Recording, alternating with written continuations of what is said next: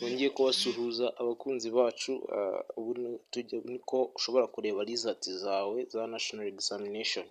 Link ukoresha ni second.sdms.gov.rw. Iyo link ndanayishyira muri description, ushaka arahita ajya muri description arahita ayibona. Urabona hano hariho advanced TSS professional educational level na ordinary primary level. Rero hano urabona ko hahita bashyira ahantu input index number. Hano ushobora kwinjiza ushyiramo index number, hano hakaza input national identity, ubwo ushyiramo irangamuntu yawe. Noneho ubwo iyo umaze kuzishyiramo uhita ugakirika hehe, hano handitse get my results.